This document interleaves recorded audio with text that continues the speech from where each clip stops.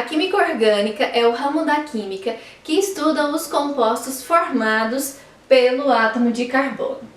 Por que vai ter uma área da química só para estudar esses compostos?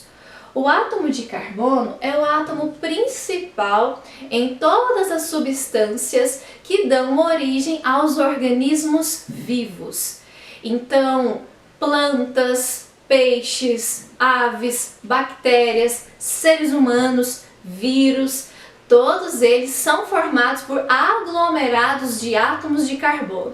Por isso que a gente vai ter uma área da química só para estudar esses compostos formados por meio de ligações entre vários átomos de carbono e alguns outros elementos químicos. O elemento químico carbono é representado pela letra C e tem como seu número atômico 6.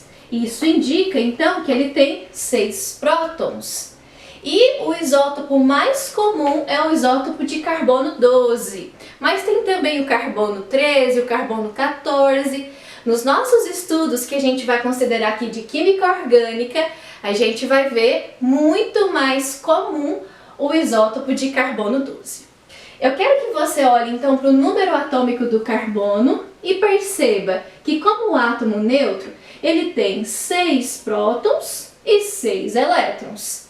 Se eu fizer a distribuição eletrônica para esses 6 elétrons que o átomo de carbono possui, eu vou perceber uma configuração eletrônica dessa forma, sendo essa última camada, a camada 2, a camada de valência do átomo de carbono. É essa camada de valência que é a responsável por fazer as ligações entre o carbono e todos os outros átomos. Aqui, na camada de valência do carbono, a gente vai perceber a existência de 2 subníveis. O subnível S, que tem um orbital, e nesse orbital eu tenho aqui 2 elétrons emparelhados, que eu vou representar por uma meia seta, ou também pode ser chamado de arpão em um sentido, e um outro elétron no sentido contrário. No subnível P, o subnível P apresenta 3 orbitais. E como ele tem 2 elétrons, um elétron vai ocupar cada orbital. Quando uma ligação química acontece, os elétrons de outro átomo preenchem esses orbitais a fim de que eles fiquem com os elétrons emparelhados.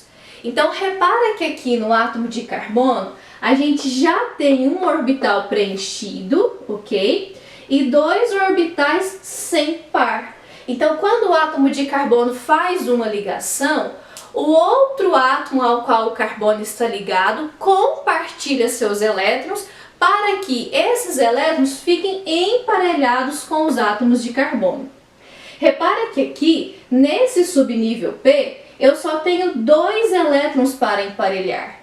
Mas, na verdade, o átomo de carbono, ele não faz só 2 ligações. O átomo de carbono é capaz de fazer 4 ligações. E isso acontece porque esse elétron que está aqui no subnível S faz um salto para o orbital vazio do subnível P. Então, o que a gente vê aqui, ó, esse salto de um elétron de um orbital que já está emparelhado, devidamente preenchido, para um orbital vazio, expande a quantidade de ligações que o carbono é capaz de fazer. E o nome desse processo é conhecido como hibridização. É por isso que o carbono é capaz de fazer 4 ligações. As 4 ligações que o carbono faz, todas elas têm a mesma força. Nenhuma é mais forte do que a outra ou mais fraca. Todas elas têm a mesma intensidade.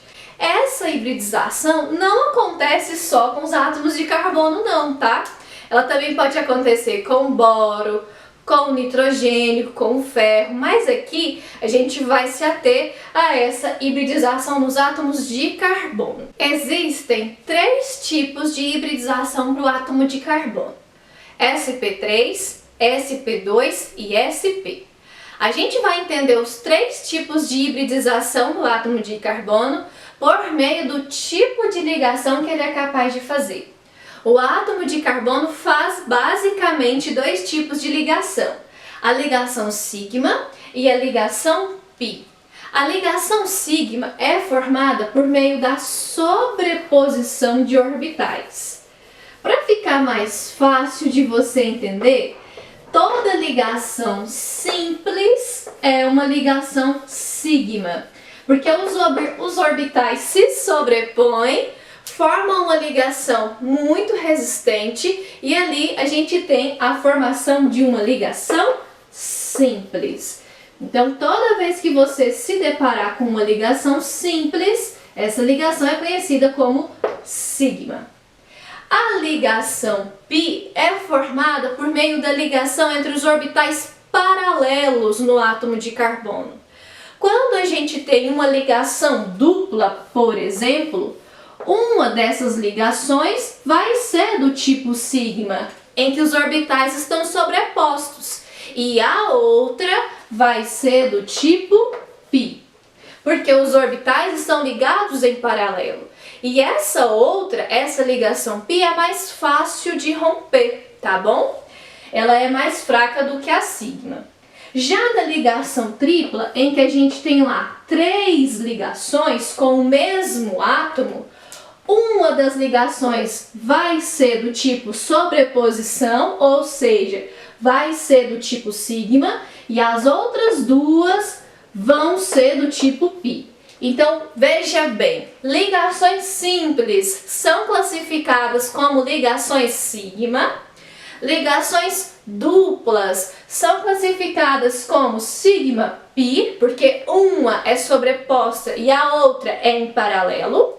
Ligações triplas, uma é sigma e as outras 2 são pi. Daí, para entender o tipo de hibridização do átomo de carbono por meio dessas ligações, eu quero que você olhe para minha mão e pense que o carbono é capaz de fazer 4 ligações. Eu já provei para você isso no quadro anterior, né? Se essas 4 ligações for ligações sigma, ou seja, se as 4 ligações forem ligações simples, né? A gente tem um carbono hibridizado em sp1, sp2, sp3. Então, o carbono que é capaz de fazer 4 ligações simples, ele é hibridizado em sp3, já que todas as ligações simples são classificadas como ligações sigma. Se o carbono faz uma ligação dupla e 2 ligações simples, eu quero que você note que cada ligação simples é uma ligação sigma, ok? E quando você tem uma dupla, olha só a regrinha, uma é sigma e a outra é pi. Quantas ligações sigmas eu tenho aqui? 3, certo? Então, o carbono vai ser hibridizado em sp1, sp2.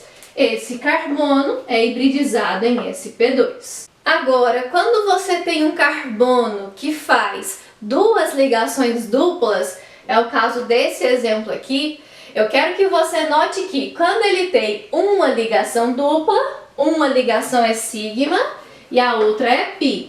Então, uma é sigma e a outra é pi. Quantas ligações sigmas ele faz aqui? 1, 2. Se ele faz 2, então ele é hibridizado em sp, ok?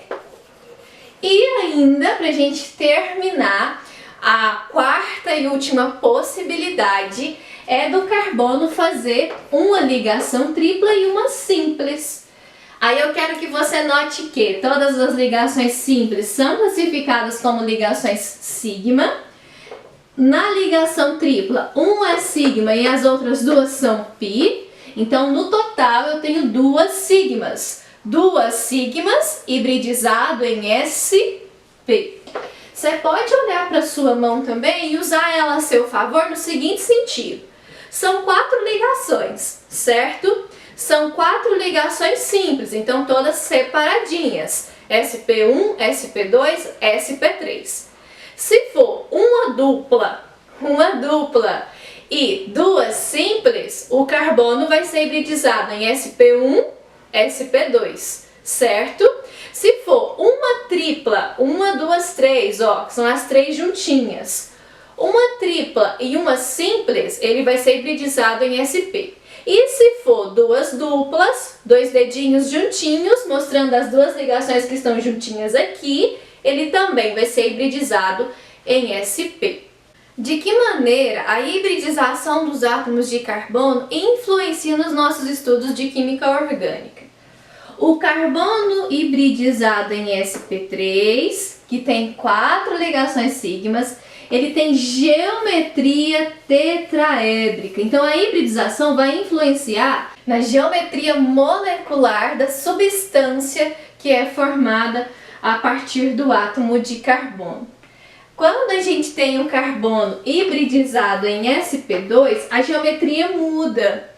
Não é mais tetraédrica. A geometria do carbono sp2 é trigonal plana, ou também conhecida como trigonal-planar.